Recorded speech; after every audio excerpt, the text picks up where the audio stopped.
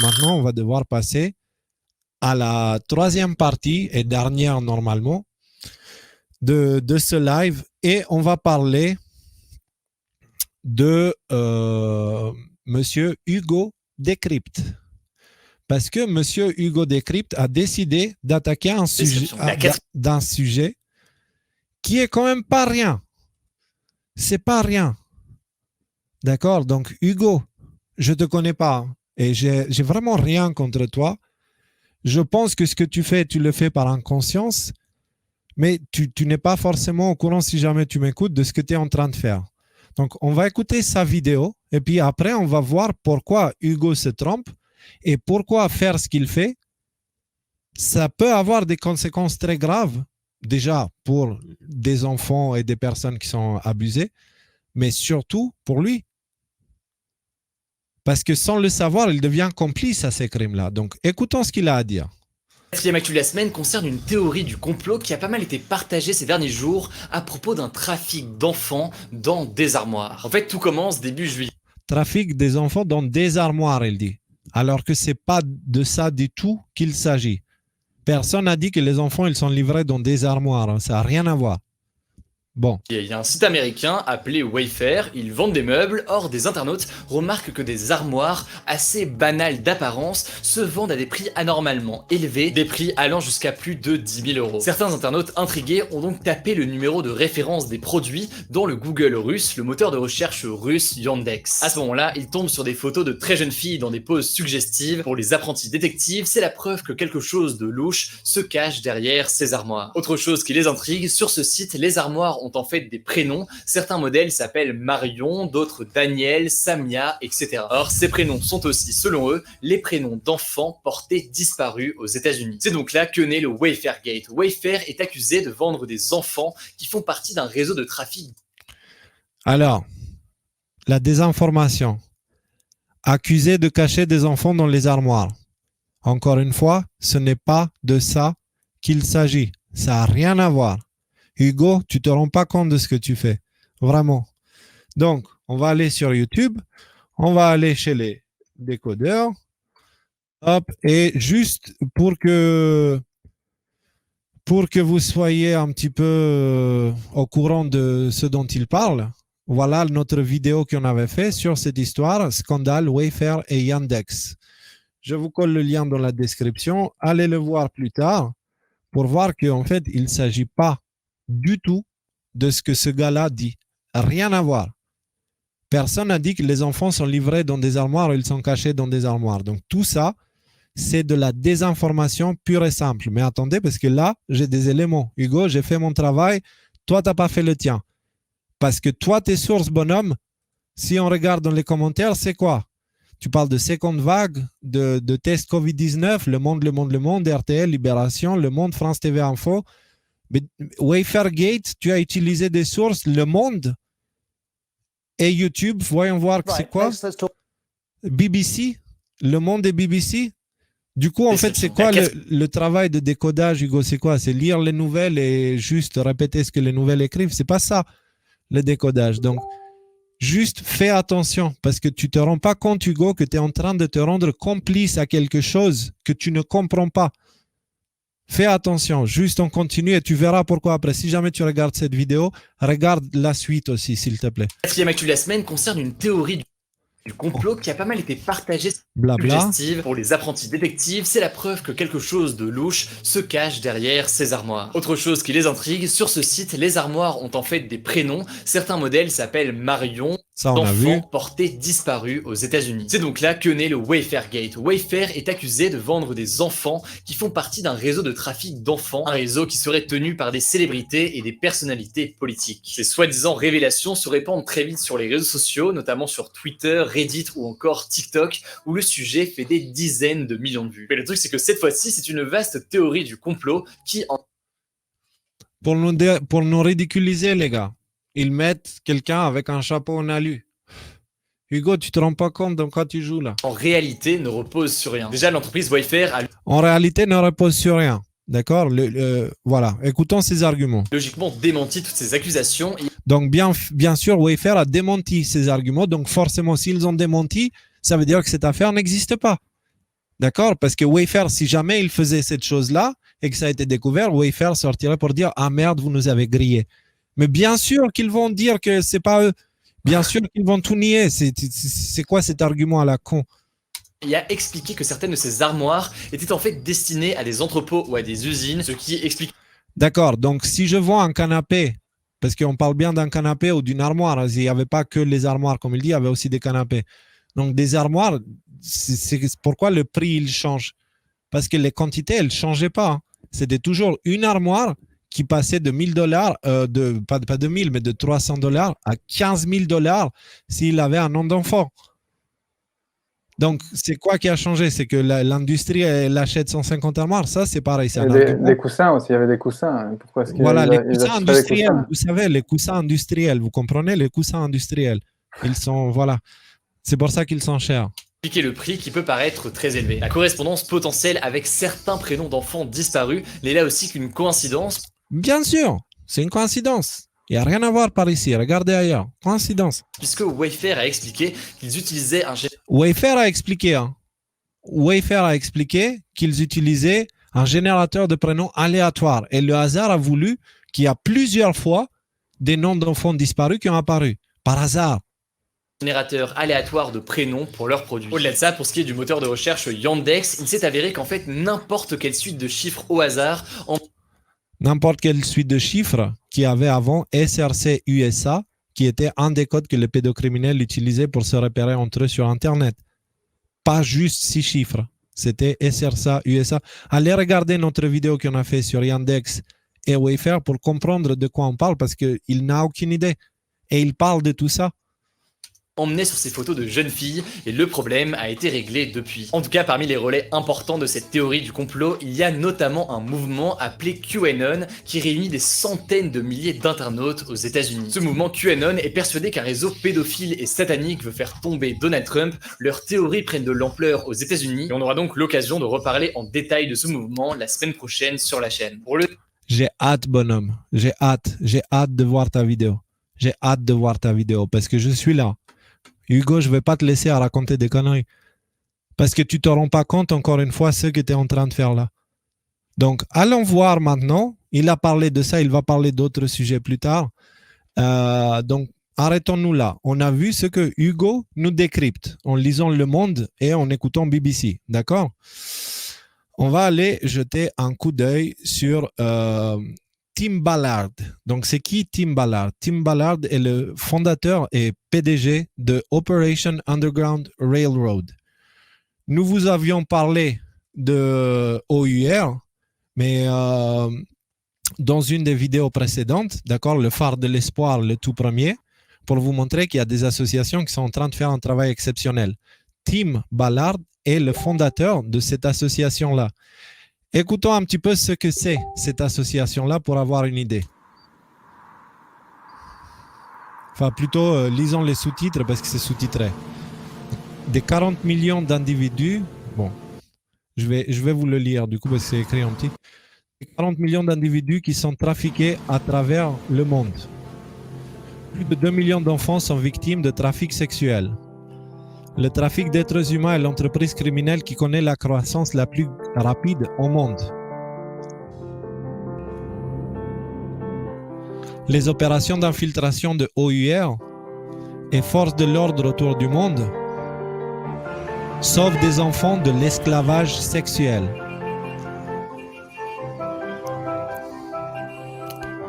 Donc il y a quelques images et on va arriver là où il y a du texte à nouveau.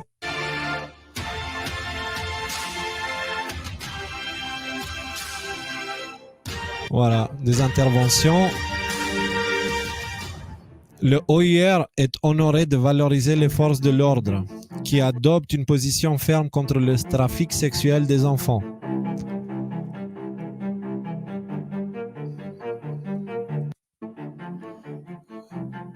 Bref, voilà, OUR, c'est une association donc qui combat le trafic sexuel des enfants, le trafic d'êtres humains en général, mais ils se focalisent particulièrement sur les enfants. Donc, ils arrêtent les criminels partout dans le monde, mais aussi ils s'occupent des enfants, ok? Parce que ces enfants qui ont souffert ces atrocités, ils ont besoin d'un temps de réadaptation. L'association, elle s'en occupe. D'accord? Donc, qui est ce Tim Ballard? Donc, Ballard a passé plus d'une décennie à travailler en tant qu'agent spécial pour le département du Homeland Security, où il a été affecté à l'Internet Crimes Against Children Task Force. Donc, c'est la section qui s'occupe des crimes contre les enfants sur Internet. C'était le service de l'État qui s'occupait de ça. D'accord? Et lui, il était dans cette section-là et déployé en tant qu'agent d'infiltration pour l'équipe américaine de saut sur le tourisme. Enfin, c'est une traduction Google. Hein, de saut sur le tourisme sexuel infantile. Donc, Tim Ballard, c'est quelqu'un, c'est un homme d'opération. D'accord? C'est quelqu'un qui est sur le terrain, c'est quelqu'un qui a de l'expérience, c'est quelqu'un qui sait de quoi il parle. D'accord? Donc, on a eu Hugo qui nous a décrypté sa version à lui. Et maintenant, on va aller chez Pangolin. Encore une fois, fils de Pangolin. Et on va aller voir cette vidéo-là. Des opérations d'extraction. Son objectif est de lutter. Je mets du début. Écoutez bien. C'est pour répondre à Hugo. Operation Underground Railroad est une organisation qui réunit les experts mondiaux des opérations d'extraction. Son objectif est de lutter contre la traite des enfants et de mettre fin à l'esclavage des enfants. L'équipe des opérations de Operation Underground Railroad est composée d'anciens de la CIA, d'anciens des forces de l'ordre, mais aussi d'agents des forces de l'ordre hautement qualifiés qui mènent les efforts coordonnés pour l'identification et l'extraction. Ces opérations sont toujours associées aux forces de l'ordre du monde entier. Je ne vais pas vous expliquer en détail l'histoire de Wayfair, mais pour vous contextualiser brièvement la vidéo qui va suivre, voici un court résumé. Wayfair est un site internet de vente de meubles qui depuis quelques jours se retrouve sous les feux des projecteurs des médias sociaux, car certains suspectent cette plateforme d'être utilisée comme marketplace par des trafiquants d'êtres humains. Et c'est donc suite à l'émergence de toute cette histoire que Tim Ballard, PDG de Opération Underground Railroad, prend la parole. Donc, on a Hugo Décrypte contre Tim Ballard, un jeune qui lit des journaux, voilà, Le Monde et tout ça, contre un homme qui est sur les opérations, qui était dans le passé un agent infiltré, qui a sauvé, grâce à son association, plus de 3000 enfants. D'accord? Histoire de voir un peu la crédibilité, qui dit quoi. Salut, ici Tim Ballard, PDG d'Opération Underground Railroad. J'aimerais répondre à beaucoup des questions que nous recevons à propos de toute cette histoire de Wayfair. Écoutez, en fin de compte, les forces de l'ordre vont débusquer ça, et nous aurons nos réponses tôt ou tard, mais je veux vous dire ceci. Des enfants sont vendus de cette façon. Depuis 17 ans, je travaille en tant qu'opérateur infiltré sur Internet, et cela ne fait aucun doute. Des enfants sont vendus sur les plateformes de médias sociaux, sur des sites web, etc. Donc je suis content que les gens se réveillent à ce sujet, surtout en ce moment, car 2020 a été une année absolument horrible pour les enfants. Et voilà pourquoi. Il y a eu... Donc, voilà, il y a eu cette section-là. Donc déjà, il nous dit que pour Wayfair, en soi, il a dit l'État, il est en train de s'occuper de ça. On verra. Par contre, ce que je peux vous dire, c'est que déjà, tous les meubles qui coûtaient cher et qui avaient des noms d'enfants et tout ça, ils ne y sont plus. Donc ça, c'est la bonne nouvelle. Il semblerait que ce réseau-là est tombé. Ils ne font plus ce qu'ils faisaient. Et aussi, Yandex, il a été aussi bloqué. Il ne fait plus ce genre de choses-là. Le moteur de recherche a été nettoyé de tout l'aspect un peu obscur, on va dire, lié à la pédophilie et tout ça. Donc, les deux choses dont nous avions parlé il y a une semaine et demie, elles sont plus actives aujourd'hui. Ça, c'est une excellente nouvelle. Quelque chose qui était actif il y a 10 jours, ce n'est plus actif aujourd'hui parce que Internet a réagi. Et tout ça, ils ont dû arrêter, quoi. Et en plus, l'État, il est dessus. Rappelez-vous, le FBI, il a déclaré la guerre. Allez regarder nos vidéos plus anciennes. Le FBI a déclaré la guerre officiellement à tous les réseaux pédocriminels. Et ils ont mis en place des systèmes qui nous permettent de les prévenir. Forcément, ils ont été prévenus pour l'affaire Wayfair et Yandex. Et ils ont réagi. Donc, tout ça, c'est fait. Mais moi, ce que je voudrais qu'on regarde un autre extrait d'une autre vidéo qu'il avait fait en 2016. 2016, que Pangolin m'a envoyé avec la traduction qui l'accompagne. Donc, je vais essayer de la faire en ligne parce que j'ai juste le texte, de le faire en direct. Group, how technology has helped you guys in your current mission and and how possibly Googlers could help Ça commence. combat this. There's something everyone can do, and you look at Lorsque every vous great regardez evil that chaque ever existed grand on the mal qui a planet, existé in sur the la history of the planète dans world, l'histoire du monde, it didn't go away ils n'ont pas unless disparu à people moins que rose des up. gens ne se soulèvent. It's not enough to sit back and say, "Oh, someone's got it." Il ne suffit pas de s'asseoir et de dire « Oh, quelqu'un, il s'en Something this occupe ». massive Il y a des gens là-dessus. Quelque chose d'aussi massif doesn't go away unless ne disparaît pas à moins everyone rises up and says, "What can I do?" que tout le monde ne se lève et dise « Que puis-je faire ?» We have people who are into politics and they pushed us to get us testifying before Congress on certain bills. Nous avons des gens qui font de la politique, ils nous ont poussés à témoigner devant le Congrès sur certains projets de loi. There's writers and bloggers who just Il y a des écrivains et des blogueurs spread awareness about the problem. qui se contentent de sensibiliser le public au problème. And maybe it's not us you want to support. Maybe Et ce n'est peut-être pas nous, en parlant de cette association, c'est peut-être pas nous que vous voulez soutenir. there's other organizations out there Et il y a peut-être d'autres organisations that people support. que Well, les gens great with that. soutiennent. Just get involved some Nous en sommes ravis, mais impliquez-vous way. d'une manière ou d'une autre. Voilà. On va regarder un autre extrait qui est à 27,50. Quadruple in number and groups like them. So you say the US. Alors, vous How parlez big of des a problem États-Unis. is this here, Quelle est l'ampleur du problème within the ici, US aux compared États-Unis, to par rapport aux operations opérations que vous voyez It's bad. dans I mean, le it's bad monde? here. It's not as bad. The kids C'est pas bon. Je veux dire que c'est mauvais ici. see overseas. You stand on the right beach Pour les enfants à l'étranger, si vous restez sur la bonne plage, and they're going to offer you 10-year-olds. ils vont finir par vous offrir des enfants de 10 ans. D'accord? Si vous restez sur les bonnes plages. Donc voilà. Eventually, you're not going to see as much of that kind of blatantly here in the United States. Mais vous n'allez pas voir autant de choses de ce genre de façon flagrante ici aux États-Unis. But there are over 200,000 children who are currently forced into the commercial sex trade here in the United States. Mais il y a plus de 200 000 enfants qui sont actuellement contraints de se livrer au commerce du sexe ici aux États-Unis. State Department estimates that over 10,000, around 8 to 10,000 children Le département d'État estime qu'environ de 8 000 à 10 000 enfants are smuggled every year into the United States, sont introduits clandestinement aux États-Unis forced into the commercial sex trade. chaque So année, it's forcés à se livrer au commerce du sexe. Donc cela se passe certainement definitely ici. happening here, but it's mostly they have to be craftier. Mais c'est surtout qu'ici, les trafiquants doivent être plus Here's the rusés. bad guys, because law enforcement here is good. Parce que l'application de la loi ici est bonne. And so this is where we use a lot of the high-tech side to dig in and find. Et c'est ici que nous utilisons beaucoup de haute technologie pour les attraper, enquêter et les trouver. Because they're going to sell these kids. Parce qu'ils vont They're not vendre gonna sell ces them on a beach, enfants. they're going to sell them on places like Backpage. Et ils ne les vendront pas sur une plage, ils les vendront sur des endroits comme backpage.com. On verra après ce que c'est. Dont vous avez entendu parler.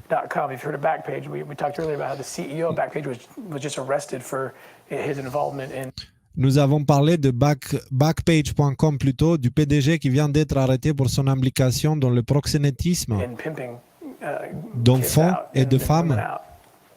out. But we've seen kids being sold on. I had a case once where a child was being sold on Craigslist. Et nous avons eu des enfants se faire vendre. J'ai eu un cas où un enfant était vendu sur Craigslist. Craigslist, c'est l'équivalent du Bon Coin américain. You know, unbeknownst to Craigslist, but they use codes. They use different ways that they can talk to each other. À l'insu de Craigslist, mais ils utilisent des codes, ils utilisent différentes façons de se parler. Then they pop into another platform privately and they do the deal. Puis ils passent sur une autre plateforme en privé et ils font l'affaire. I've been involved in those kind of situations. J'ai été impliqué dans ce genre de So situation. this is why we need these tools, especially for here and everywhere else, but especially here in the United States. C'est pourquoi nous avons besoin de ces outils, surtout ici et partout ailleurs, mais surtout ici aux États-Unis. You've got to combat it this way through technology. Vous devez combattre de cette façon grâce à la technologie. Donc, qui est backpage.com? Et là, j'ai un article pour vous. Slate. Ça vient de Slate. Donc, le travail du sexe bouleversé par la fermeture du site américain Backpage. Aux États-Unis, les mesures répressives contre le trafic sexuel en ligne ont transformé le business de la prostitution et fragilisé l'activité des travailleurs et travailleuses du sexe. En avril 2018, 2 tremblements de terre successifs ont secoué le business du sexe sur Internet. Le premier a été la spectaculaire clôture par le FBI de Backpage, un site de petites annonces qui avait acquis une très grande notoriété chez les travailleurs et travailleuses du sexe. Il ne parle pas de la pédophilie ici, mais c'était aussi le cas. Quelques jours plus tard, Trump, ce méchant Trump, cet homme orange que j'imagine Hugo qui décrypte, déteste absolument parce que le monde sait ce qu'il lui a dit de penser. Donc, quelques jours plus tard, Trump a promulgué 2 lois, à savoir la Stop Enabling Online Sex Trafficking Act, donc le SESTA, et le Fight Online Sex Trafficking Act, le FOSTA, qui ont rendu les sites permettant sciemment le trafic sexuel responsables d'hébergement d'activités illégales, ceux qui facilitent les actions en justice contre leurs propriétaires. Donc, en gros, Trump, il a fait 2 lois qui forcent maintenant les sites où ces atrocités se produisent, il les force à réagir parce que s'ils ne le font pas, ils sont considérés comme complices. Wayfair, c'est après tout ça. Donc, qu'est-ce qu'on apprend jusqu'à là, en fait, juste pour avoir une idée et de ne pas se perdre dans 1 million de choses. Hugo, tu as quelqu'un qui connaît le sujet super bien parce que c'était quelqu'un du terrain. C'était quelqu'un du terrain. Lui, il sait. Toi, tu ne sais pas. Tu ne peux pas parler avec la certitude que tu as parlé parce que fais attention, tu te rends, comment tu dis, tu te rends complice. En fait, tu te rends complice peut-être. Et juste, je te pose une question, Hugo. Est-ce que tu t'es jamais posé la question, et si tu te trompais? Est-ce que tu t'es déjà posé la question, quelles seraient les conséquences pour des enfants, mais aussi pour toi, si jamais tu te trompais? Parce que là, clairement, à choisir entre toi et Tim Ballard, franchement, il est beaucoup plus calé que toi pour savoir. Et lui, il explique que ce genre de choses comme Wayfair, c'est malheureusement une vérité. C'est malheureusement une vérité et Wayfair, c'est loin d'être le seul. D'accord? Donc, s'il te plaît, Hugo, réfléchis bien avant de dire des choses et surtout, j'ai hâte de voir ta vidéo sur QAnon. On va y jeter un coup d'œil et puis on va essayer d'apporter les contre-arguments. C'est très bien, comme ça, on a les 2 versions en fait.